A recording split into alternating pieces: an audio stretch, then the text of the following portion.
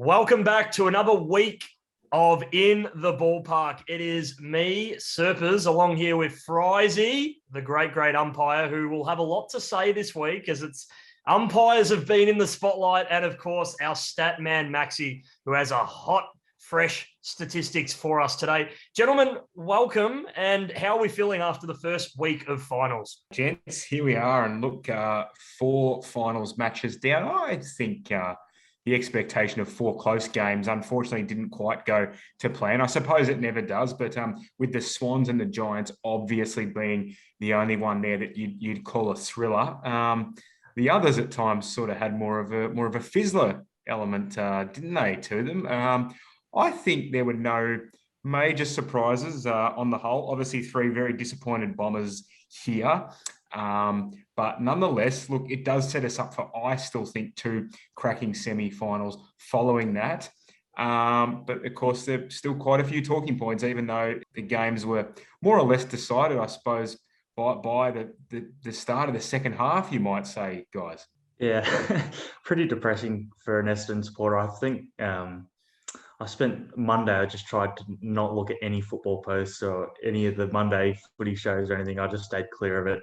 Yesterday, I did pretty much the same until about the end of the day. I started to come around, things aren't all too bad, but we're getting back into it. But yeah, it was a pretty rough weekend for Essendon supporters, sir. I'm very glad that we didn't record this on Monday because I think I would have still been quite flat, quite raw. It's difficult, obviously, watching your team, particularly at halftime, gentlemen. We were only 3 points down, looking pretty good. And then, as we've mentioned off air, the rain came and so did our hopes of winning that game. And as Frisey, you alluded to at the start of the program before we went on air, you mentioned that, we're going to look back at the history books and it's going to say 49 points to the better of the Bulldogs. But in all reality, it was a much closer game. Even at three-quarter time, 3 goals in it. I know in wet weather that can be a bit deceiving, but yeah, Dogs won big in the end. But wasn't as thrilling as, let's say, the first week of finals that we had last year where there was a lot of very, very close results.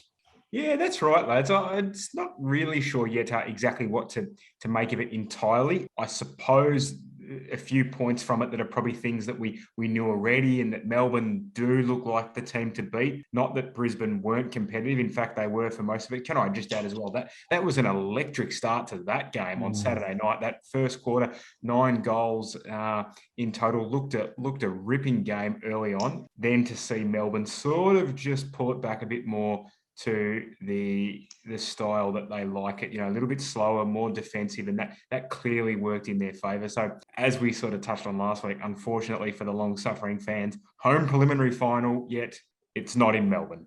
Really shouldn't be that way, and it is quite devastating for them. It was one thing to even get to a prelim 3 years ago. Of course, that was on the road. So now that we're here, and it's unfortunately got to be like this. It just had to be this year, didn't it? But I suppose from the 4 games on the weekend, boys, was there anything that took you by surprise at all? Look, I got to say, one thing that did take me by surprise was how many Sydney Swans / South Melbourne supporters either somehow snuck through the border in Tasmania, joined me on the swim in Port Melbourne to get to Tasmania, or were already living in Tasmania. Were you guys surprised how many Sydney Swan supporters were at that final? Yes, short answer. But I think we saw it with Essendon earlier in the year when we played Hawthorn. There's probably a lot of teams who don't play too many games in Tasmania. And when their team is actually playing in Tasmania, they all turn out because there might be only one of the very few times that they actually get to see them live. So perhaps that's what we were seeing with the Sydney Derby in Tasmania on the weekend. Following that, we now see the Giants go 3-0 up in the finals history between the 2 teams.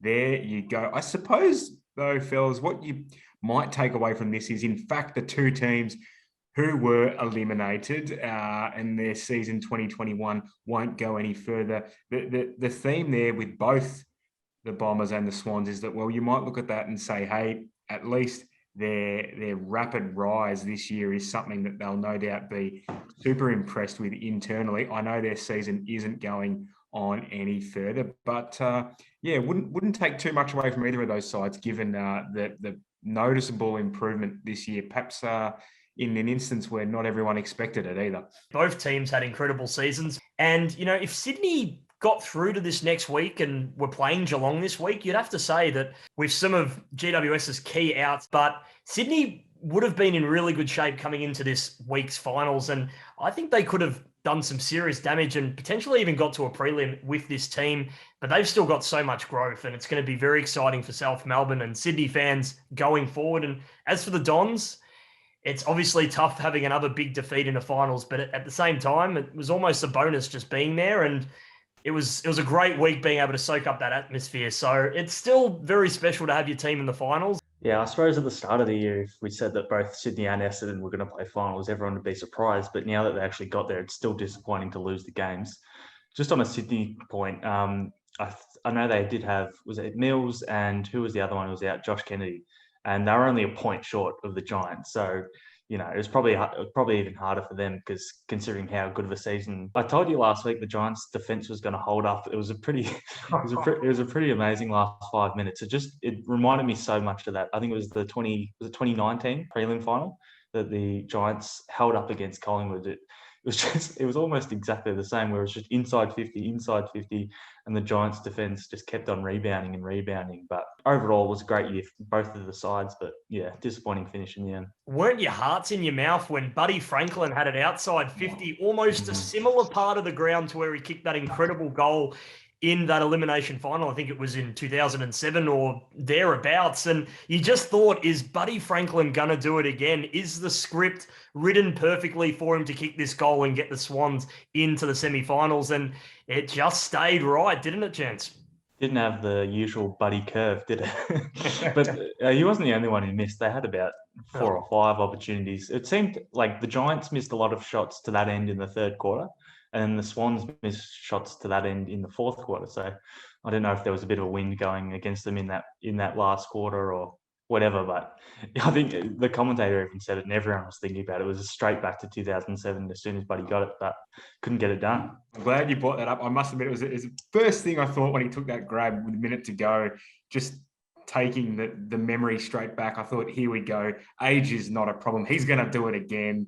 Elimination final. He's going to get them through. And you almost, no matter who you wanted to win, you almost wanted that to happen. Just even for that reason alone. But on the scoring side as well, incredible. You think that the Giants go on and win that game with only 1 behind in the last quarter. That's quite remarkable, but still able to hang on, as you guys said. And yeah, the other thing being as well, look, I'm probably stating the obvious here, but you've got to kick enough goals in finals, I suppose, to, assure yourselves of a chance. And look, going by Friday night, see the Cats, I'm pretty sure, only ended up with 5 goals. And of course, as we know, the Bombers on Sunday, none after halftime and only 4 for the match. You're just not winning finals regardless of opponent with 4 or 5 goals, are you? No. Like we were saying before that I know everyone's going to talk about the Bombers' second half where they couldn't score, but I actually thought we were the better team in the first half and we didn't put enough scoreboard pressure on. So as good as Peter Wright's been throughout some games this season and Aaron Francis has looked promising, I don't think that forward line is going to kick enough goals in a final to win you a premiership at the moment. Essendon's, I suppose, inability this weekend to score, 2 metre Peter, 7 goals against the Dogs last time. Now, his own team didn't manage 7 goals in the corresponding game. And where do you guys see our improvement coming from next year? Do you think we can back up this season? Because 11 wins, 11 losses, it's a good season. Do you think we can back it up? Or do you think after a final, we will potentially not make finals again? Because there are a lot of contenders, as we know, coming up the ladder. Obviously, the trade period will say a lot as well, and whether we retain that first pick that we get. But what are our priorities, and will we get back to the finals next year? Not only have we not won a final since 2004, but since 2004, we haven't played in back-to-back final series either, which is obviously another reason why we haven't won a final, because you need to play in back-to-back final series to get that experience. And also, the more finals you play in, the more likely you are to eventually win one. But I think we're sort of in that group of, I think it's St Kilda, maybe Fremantle, even Carlton, as much as you hate it to say it, you think eventually they're going to improve, especially if they get a new coach who can sort of bring the best out of their list.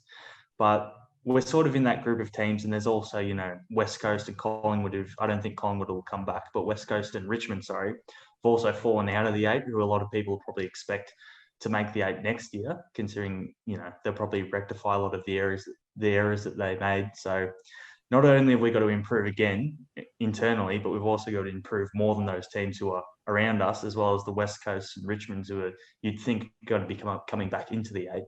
But in terms of the areas of improvement, I think this year, obviously our backline's done. Our backline's almost our strongest line at the moment, as well as our midfield. I think our midfield needs more time connecting, and I think McCrae, Shield and Caldwell all spent a lot of the time on the sidelines, but they've finished the season in good health, which means that they're going to go into the pre-season healthy, hopefully without surgeries, which is a good sign. And hopefully that means that they can have a full pre-season and, you know, have good seasons going into next year. But as I said before, I think the big area improvement is the forward line.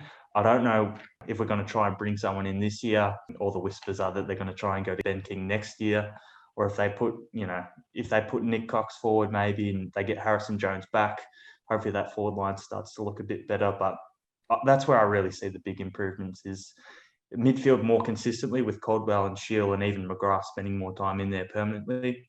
And then our forward line's got a long way to go.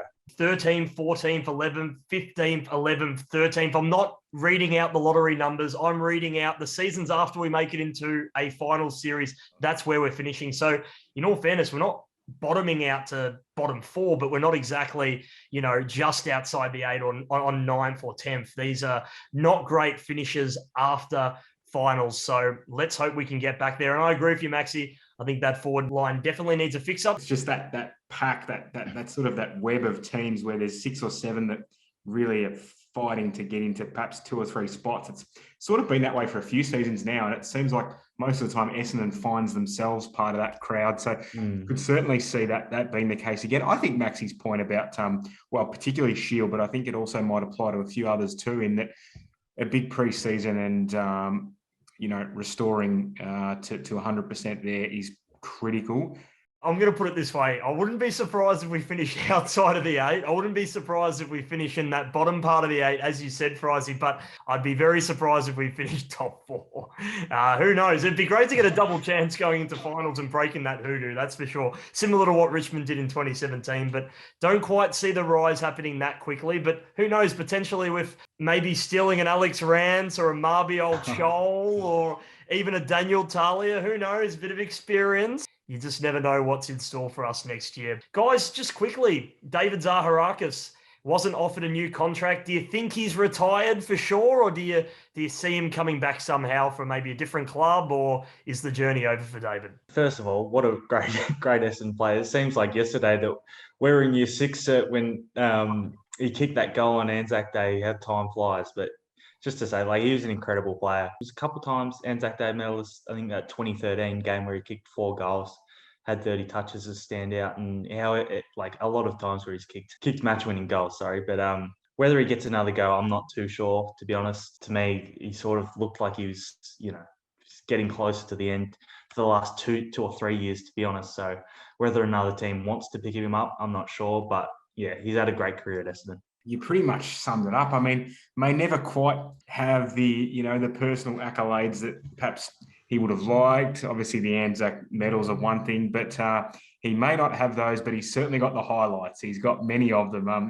His career really is a constant highlight reel, I think, and a very, very true classic Essendon person all the way through, I think. So, he also reached a level and a number of games that most of us can only just dream of. So, important, I think, to not be too critical, I think, of what has been a great career. Yeah, I also think it was really good for his accolades, as we mentioned, that not only did he kick that amazing goal on Anzac Day, and believe it or not, that was his first ever goal. So quite an amazing first goal in footy, and at such a crucial time as well. But as we mentioned, he went on a couple of years later to win that Anzac Day medal as well. So clearly Anzac Day was his favourite day to play footy. So we absolutely love David Zaharkis for that. And we wish him all the best potentially in his retirement. or at least his Bombers days. We absolutely love Zachar on the show, and hopefully one day we can get him on the show, gents. A couple of other moments to stick out. Do you remember that game against West Coast where I think we were down by a fair bit at half time, and then we just kept on coming and kept on coming. He was the one who kicked that goal that got us in front. And there was also another one in, I think it was 2013, when we were in the midst of the supplement saga. The Blues win, that's right. Yeah, he kicked that goal off the side of his boot. Where I think we only won that game by a goal, but that was a really good. I think it was a Friday night at the G, big game, and as I said before, he kicked a lot of match-winning goals for us. With Carlton currently having all of their turmoil at the moment, it feels like they've been having it for some time. I just remember the reactions after that goal. Straight to the coaching box where Mick Malthouse was just about smashing his phone into smithereens. It was a great sight, gentlemen. They certainly had a bit of experience and composure in that box coming up the Blues, I think. So look no further than the man himself, and in the ballpark favourite. Sorry to get off topic there for a moment. It's not confirmed, but is it as good as? What do you guys think about Ross? Because there seems to be like a lot of Ross hate out there. Are you guys Ross haters or what? Oh, no, Frisey, is it? I always had the impression that this show is a collective, massive fan. I love Ross. even if he never got that medal around his neck as a coach. It wouldn't fit around his neck, Frisey. We love him. Come on. He got to the big dance on multiple occasions. If he ends up at the Blues, I don't know if he'll be able to achieve that again. But I just think it's probably unfair to say that the guy's not a capable coach. I mean, I think as well, I mean, we all know about the St Kilda grand finals, particularly the draw, and, Fremantle were only sort of 2 to 3 goals away as well. I think he just didn't quite get things going his way on those particular days. But otherwise, I think he ticks a lot of boxes as a coach, does he not? I think I said this last week, but he ran one of the greatest teams that we've ever seen in Geelong to a goal, and then Maxy kicked the goal after the siren, so 12 points. And then he ran that great Collingwood team to a draw. I know they got flogged the next week, but still to go down to 2 pretty good teams to a goal and then to a draw and then come back the following week.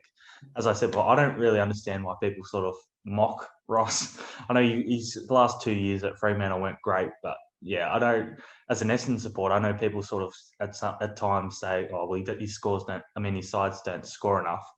Well, as a team that's leaked a lot of goals over a long period of time, I'd happily have a coach who's getting us into the top 4 who's playing defensive football. To think of a potent scoring option at Port Adelaide at the moment, a small forward that the Bombers might like to have, that they used to have. Didn't Orazio have probably the kind of game that maybe just summed up his career? I mean, 4 quick goals and then off injured. And then he goes straight off. And you could see him talking to, it must have been the physio. He's like, I'm not going back on. I don't want to get injured. I don't want to miss preliminary final. I suppose on their side, the power, the pressure was just too much, wasn't it? Don't know how much of this one you guys got to see live, but did the Cats just look a bit gun shy, a bit timid? I thought they missed Tom Stewart. I think that was pretty obvious, but it was almost.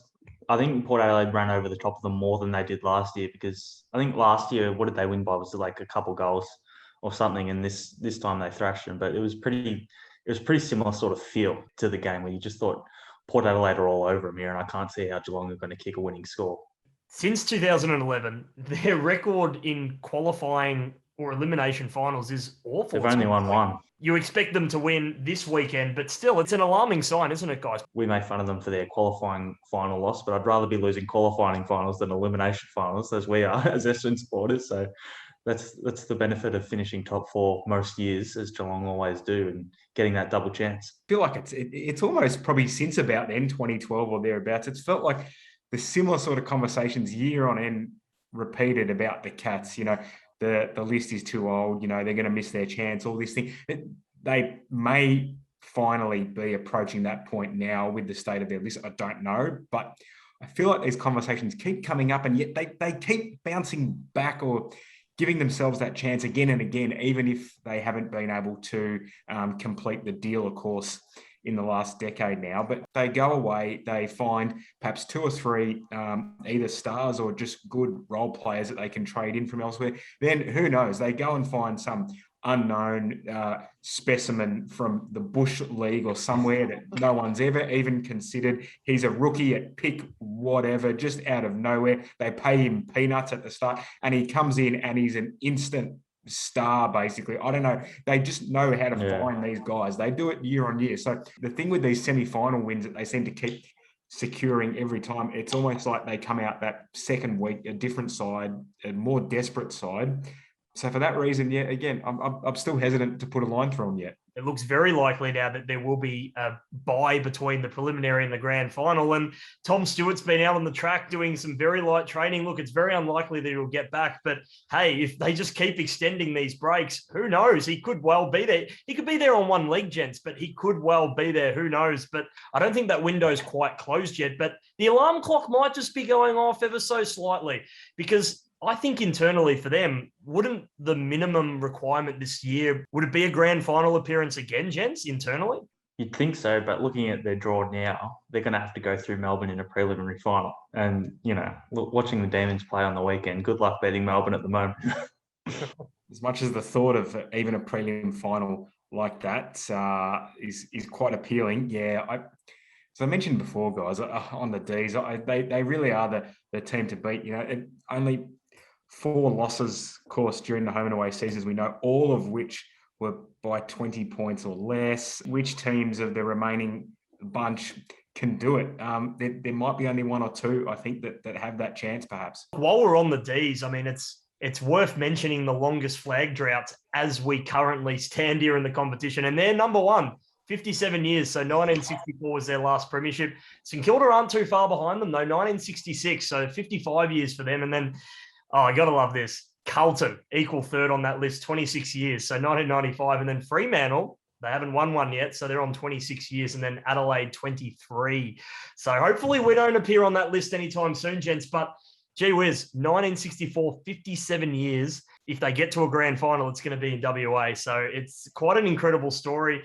Frisey, while I'm in direct line with you here, Toby Greene was again another naughty boy on the weekend. And look, I know the whole AFL footy world, the media have been talking about it, but we have no better opportunity than having an umpire on our show live. So, Frisey, I asked to you, when you saw the incident, did you cringe a little bit? And what was your first initial thoughts? And what are you thinking now? I think it's not a good look. And while I know that the comments in the end from the particular umpire involved, Matt Stevic, were essentially saying he didn't feel threatened by it or intimidated, anything like that. I can't remember the exact words. But, you know, that is from a guy that's one of the most experienced and arguably the best in the business at his particular trade. So there's that. I know the AFL put in their submission, if you want to call it that, to actually challenge the 3-week suspension. So I suppose from a standpoint of respect and treatment of umpires, that's a good look. But even then, at a minimum, I mean, 3 matches. That's potentially, it might not be now that he's not there, but it's potentially 3 finals there that he, and just as importantly his team, miss out on. I'd love to know what you guys made of it, because I personally thought it was probably avoidable contact, and I suspect he may have known what he was doing. And this is even without factoring the guy's record with the tribunal. Even if, pretend even for a moment that doesn't exist or you don't know about that, the incident in isolation, it doesn't look great. I love Toby Greene. He's one of my favourite players to watch. I know a lot of people actually don't like him, but I love watching him. But it gets to the point where it's just hard to keep on defending him after all of these incidents, because he just keeps putting himself in precarious positions. Like, you just want to grab him and think, you're too good of a player to be doing all of this stupid stuff. So, you know, as much as I want him to play, like, it's just, this incident was just too stupid not to suspend him. And I know some people were saying, I think 6 weeks was probably closer to the margin, but I suppose if he's missing all of the final series, I think that's, you know, a sufficient penalty in the AFL. I know if he was playing probably local footy, probably would have been a lot more than that. But as I said, it's just too hard to keep on defending him. It must be frustrating for all of his teammates because in the year that they did make the grand final, he was also out for that. He missed the preliminary final for getting suspended. So as good as a player he is, he just keeps on putting himself in stupid positions. So that's my thought on it. What do you think, sir? I can't believe how much the media have been watching the incident over and over again, slowing it down, speeding it up, watching different angles. It's pretty clear cut to me. He deliberately hit the umpire. If you're a legal student out there and you're listening to our podcast, honestly, get behind his legal team. Listen to this, guys. 22 charges, 7 suspensions for a total of 11 games, and $29,350 worth of fines. I mean, with 22 charges, I think a lot of those charges he could have potentially missed games and he only got off with fines. So $29,000, some people on this planet haven't even seen that number, let alone half of it. Seriously cannot believe, how many times he's had to be defended and, how many times he's gotten off and how many excuses we've made. And you're right, Maxy. He's such a good player and he's the closest thing right now in the final series to Dusty Martin. And he's unfortunately going to miss the rest of the final series. So it's really disappointing for the GWS Giants who have all the momentum right now going into that Geelong clash. So yeah, disappointing for the Giants, disappointing for him, but pull in your head, mate. Come on, you can't hit an umpire. And guys, I just quickly on this, hypotheticals, of course, we're speaking, but imagine if that was Razor Ray that he hit into. I think Razor would have retaliated a little bit.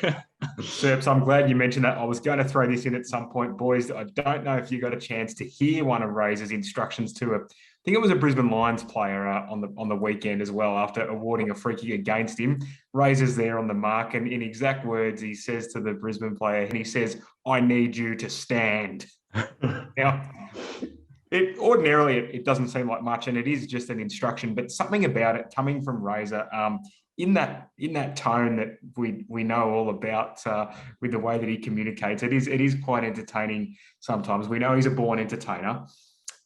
Thought you'd enjoy that one there. Can't imagine how different the situation might have been had it been perhaps a different umpire involved. Have you had any sort of experiences with either players or potentially viewers on the sidelines who are yelling abuse at you from an umpire's perspective? Yeah, no, the abuse, as you can imagine, gents, is very common. Luckily, nothing in the way of physical, altercations. I do know of a very rare one that might have come up once or twice in years gone by, but they're very infrequent. And I think even, I don't know, this is what makes this such a particular issue and why I think they're cracking down on it so firmly as well, is because I feel like even the most frustrated, annoyed footballer knows that there's almost a line there that you just don't cross. So that's probably why that this has received so much attention. But Serps, just to also quickly touch on your point there a moment ago, I'm very surprised as well at just how much spotlight the footage has had. Obviously, being a final as well has probably only increased that, but I think I've probably seen it 20, 30 times, even just by accident, shown on TV or internet or anywhere. Very difficult to judge, isn't it? Intent or what's going on, even when you look at slow motion. I mean, these things happen in a couple of seconds very quickly. And I think trying to exactly judge what the person's thinking or doing is difficult, even though and as I can see here from all of our perspectives, it looked pretty clear cut. Now, gents, the team that GWS are playing on Friday night is Geelong, and this is going to be a great clash. Friday night footy, Geelong are playing the GWS Giants. Gents, how do we see this game going, and do you give the Giants any chance of out Toby? Well, considering that they beat the Cats a few weeks ago at the Cattery, and I think they had like 7 or 8 of their best players out that day. So I can't remember if Toby played that game. I think he did. But considering all the other players that they had out of that stage, there's no reason why they can't. However, I think we say this every year. There's always, after the first week of finals, everyone's always down on the team that lost the qualifying final, and everyone's always up on the team who won the elimination final. But as we said before earlier in the show, I think Geelong's record in semi-finals is very good. And as good as the Giants were, I just back Geelong as a club, considering their good record, finals history, that they'll get it right this week and rectify all the errors that they made against Port Adelaide.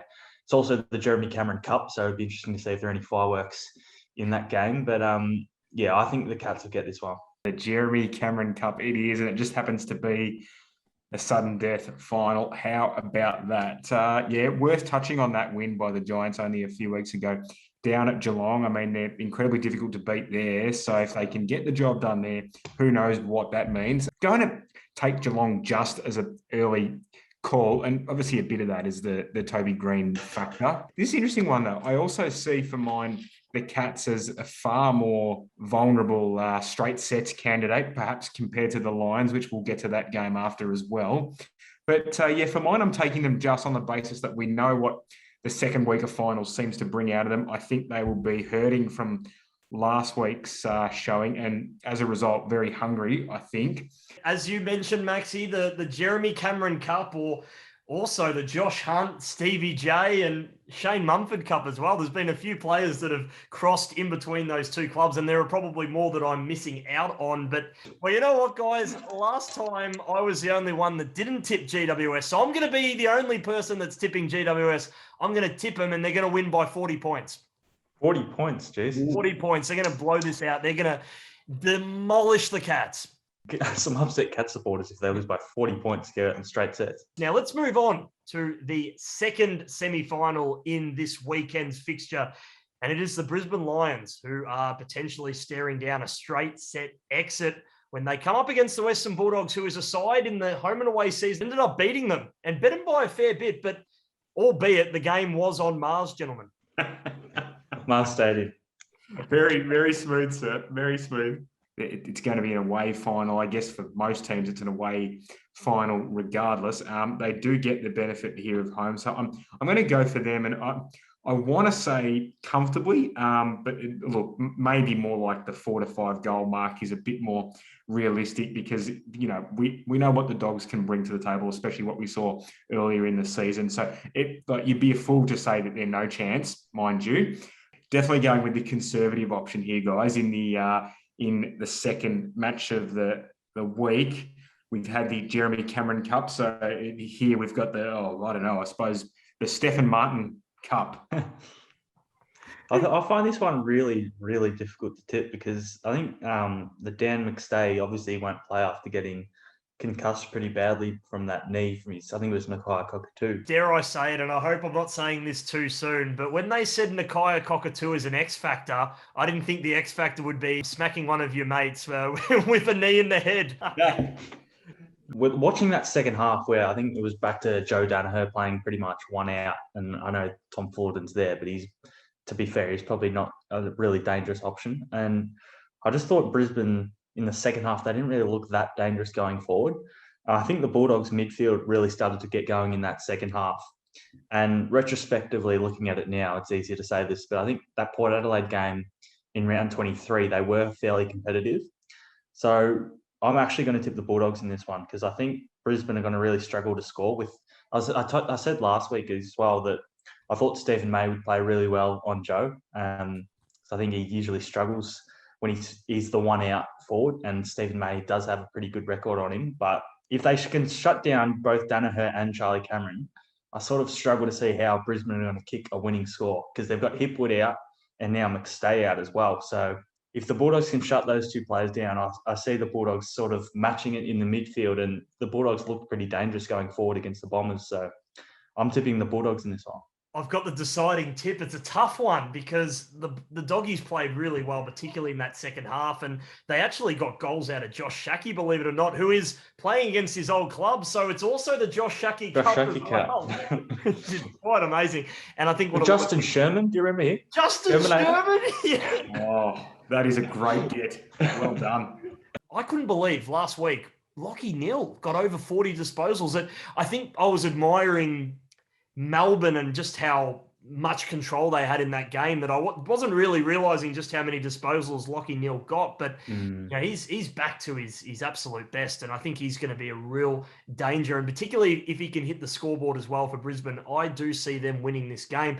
Fascinating to see how Joe plays, but I am tipping Brisbane in this. I know Frisey is, and Maxy's going with the potential upset of the Doggies winning, but it's definitely not beyond them here. And just finally, Craig McCrae has been announced the Collingwood Football Club coach, a job that a fair few experienced coaches ran the other direction in. Now, speaking about the Brisbane Lions, gentlemen, isn't it ironic that Craig McCrae was one of those Brisbane Lion players in the early to mid 2000s that was sinking the Pies spirits, and now he's the head guy? Will he sink him again, Frisey?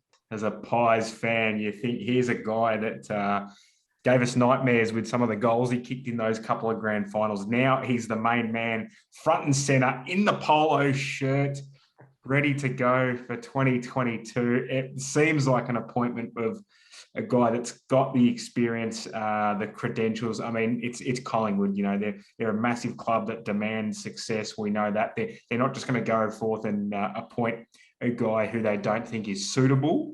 But there you go, guys. Interesting to see that, some of those, perhaps those bigger names, the more notable types that have perhaps got the senior coaching experience under their belt, didn't perhaps jump at this job, as you mentioned, Serp. So, and just looking at his experience, he has been around for quite some time, gentlemen. He started his coaching career as a development coach at Richmond after his playing days in 2007 to 2009. He's been at the Brisbane Lions as a development coach. He's been at the Collingwood Football Club before as a head of development, and then he went back to Richmond from 2016 to 2019, and he was their successful winning VFL head coach in 2019 when they won the flag there. So, and then he went back to the Hawthorn Football Club. So he's had run-ins with Alistair and maybe run-outs with Alistair. And now he is the 2022 Collingwood Football Club senior coach. So he's definitely been around for some time, and he's got quite a few good accreditations as well. As we mentioned there, the 2019 VFL Coach of the Year when he took Richmond to that VFL premiership. And that was, of course, the one where Marlon Pickett was going absolutely ballistic and got his first grand final as well. So clearly Craig McCrae is a good people's person. And Maxy, does it surprise you that he wasn't mentioned earlier? Seems like a complete contrast between how Collingwood and Carlton have approached this. Carlton sort of looked like they've just gone out to headhunt Alistair Clarkson, and now that he's not available, we'll just go and get Ross Lyon. Whereas Collingwood seemed to have gone through a pretty long process. I think he said that it lasted 6 to 8 weeks. And I heard originally there was something like a long list of like 90 odd names. And obviously he's the last man standing. But as he said, I think he's had experience under Lee Matthews, Alistair Clarkson, Damien Hardwick, and he also spent some time at the Melbourne Storm under Craig Bellamy. So obviously he's learned a lot under those four blokes. So as far as he said earlier, only time's going to tell whether or not this is the right decision. And gentlemen, just before I let you go, should we have the grand final on the 18th of September or the 25th? 18.